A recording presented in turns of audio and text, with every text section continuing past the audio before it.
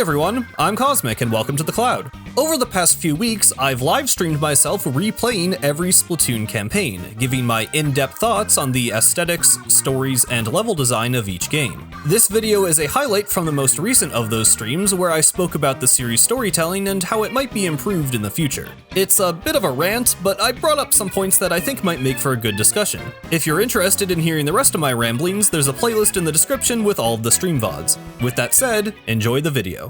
I don't really mind that Pearl is a static character, because being a static character isn't a bad thing. It just depends how you write the story.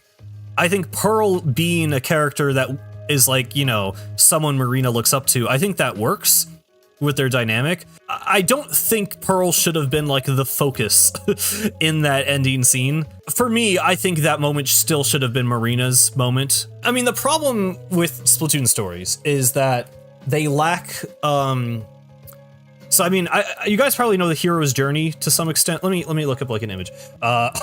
So obviously there's a bunch of different versions of this. And there's not like one right like version or whatever. And you don't have to write a story like this, but it's, you know, if you try analyzing a lot of very popular stories, you'll find, you know, there's this kind of the call to adventure and then crossing the threshold into like the other world. Splatoon stories and most Nintendo stories don't have the abyss at the bottom, right?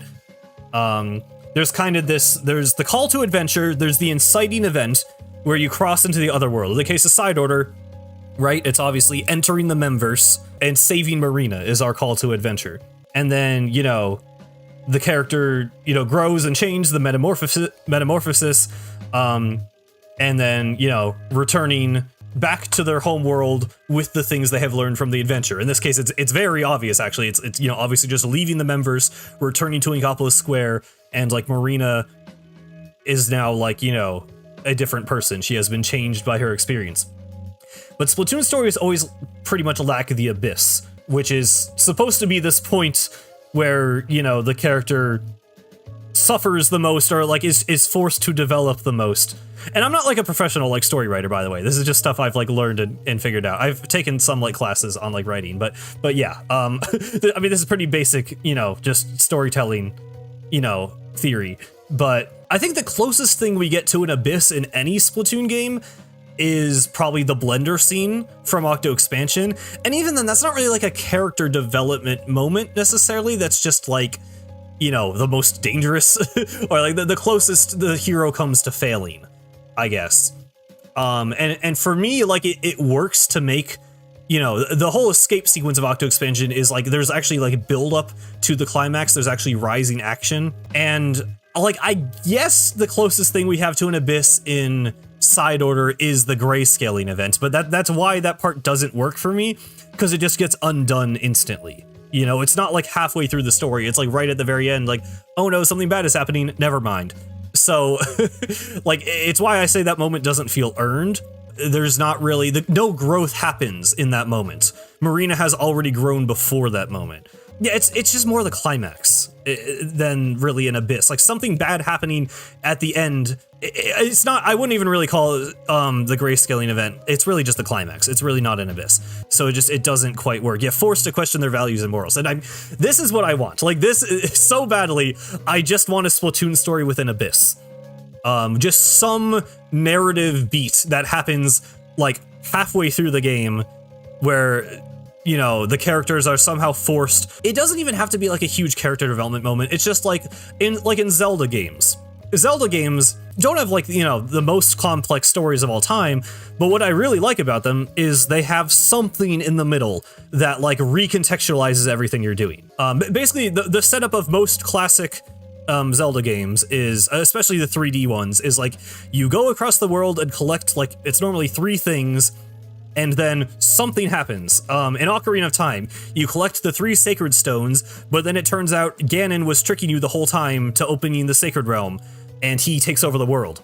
and now you have to like fix that because you know Link made that mistake of falling into Ganon's trap, and now he has to go around and collect the medallions from the sages. In Twilight Princess, you collect the fused shadows, which is like this ancient weapon, but then there's this whole the whole famous cutscene of Twilight Princess where there's like talks about how like power corrupts and, you know, the dangers of collecting the fused shadows, and it kind of recontextualizes what you're doing. And Midna as a character, it's like, oh, okay, like maybe we're not doing the right thing.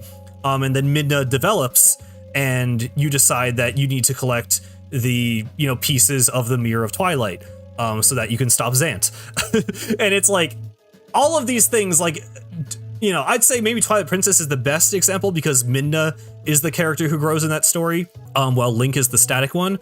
But it's just something that recontextualizes the events of the story and what you've been doing, and, you know, creates new stakes for the story.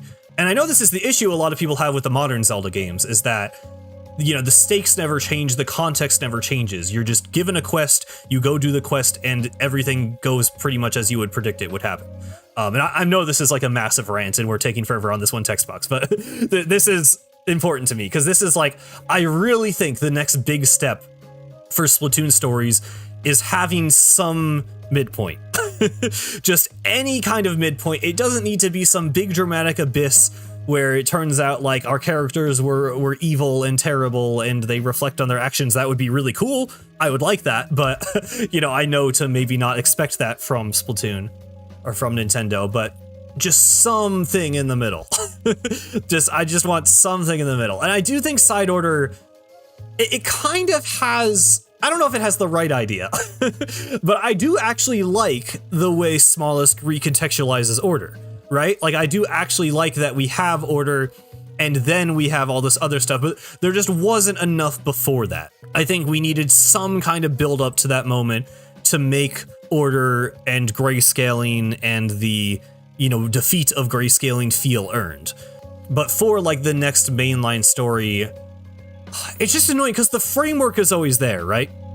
The framework is there. We have like the radio conversations with like Mr. Grizz and Octavio or whatever, and like the conversations with Tardar. And like in Octo Expansion, for me, it worked. Because again, not every story needs to follow the hero's journey. You don't need to have this specific moment where everything goes wrong.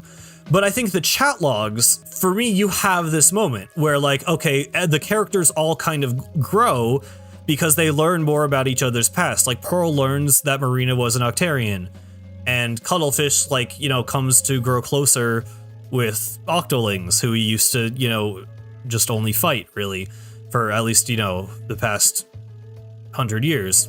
And it's like, that adds weight and meaning to the Blender scene, because now all of these characters actually care about each other, and we care about 8 because of the mem cakes, right? Like, we're given a reason, we're given context, all these things have more meaning. Like 8 and Cuttlefish dying in front of Pearl and Marina's eyes isn't just, oh no, the player character is in danger. It's like, oh my god, like, these people are about to see their friends like killed by this machine. Like, it adds weight to that scene, even if it's not some like deep, you know, character development. It adds a lot of meaning. And then you have that moment where 8 escapes from the Blender, where they fight against Agent 3 and where they fight for their freedom on the surface, and it just has so much more impact because we've been given all of this stuff in the middle of the story. And yeah, it is one of those things. It does make it rough seeing the concept art, because it's not like, oh, this stuff could have actually been implemented into the final game. It's just like, oh, like we could have had a Splatoon story that had a proper beginning, middle, and end, that had these character moments, that had this, you know, weight. And I just want that so badly. And it does scare me, because, or I don't know if scare is the right word. It's unfortunate. Like, I love Nintendo. I really, really love the way Nintendo designs games. I love the gameplay first approach. I love that they try to always innovate, and the elegance of the game design, and that you can tell a story through gameplay, I think is amazing. But I would just love to see a little bit more. You know, I'd love to see a little bit more put into the characters. I would really love to see, you know, the production value of the cutscenes has gotten so good by Splatoon 3, but it just doesn't feel like they've really told that great of a story with it. You know, I'd love to see like next gen graphics in a Splatoon game used to actually, you know, put some emotional depth into the narrative. It is just frustrating because it's different than something like Mario, because I love 3D Mario games, but I know that a 3D Mario game is going to be about Mario and it's going to be about level design, right? Like, I know that I'm just going to fight Bowser in the end, and I'm fine with that. But Splatoon, there's so much potential. There's this really, really interesting world with all of these characters, and I would just love to see them take it that one step further. Like, Marina's development mostly happens off screen. She mostly develops between Splatoon 2 and 3. And she just kind of, you know, she has to take that one step. We see that one step of her actually confronting Order herself. And I'm really glad we got that moment, because that is more than we have gotten from pretty much any other Splatoon character. Like, I think a lot goes unspoken with 8. I think 8's, you know, climb to the surface is a really meaningful character moment, but it's all, you know, just visual, and it's all just like, if you read the context, if you invest in this character through the memcakes and the chat logs, that moment will mean something to you. But I would, you know, I like when it's explicit too. I would have liked Marina to have had more, you know, trepidation going into the story, maybe like defending the world of Order and her intentions, rather than just immediately going, yep, you know, Order saw a weakness in me, you know, change is good, we gotta stop it. You know, like, if there was just a little bit more pushback, and maybe we saw some of, you know, Pearl, that would have given Pearl more of a presence in the story, because she could have really had to actively, you know, encourage Marina in that moment. We see like a little bit of that, but it's never a thing where Marina disagrees. It's like Pearl says something to Marina's like, yeah, you're right. And we could have just had like a little bit more, because they do hint at tension. Like, they say Pearl and Marina have fought before, you know, Pearl just like left at one point. So if we could have actually seen some of that, I think that would have been great and would have really added to it. Anyway, I guess those were some thoughts I've had in my brain for a while. I didn't mean to go on a whole rant right in this specific moment, but yeah.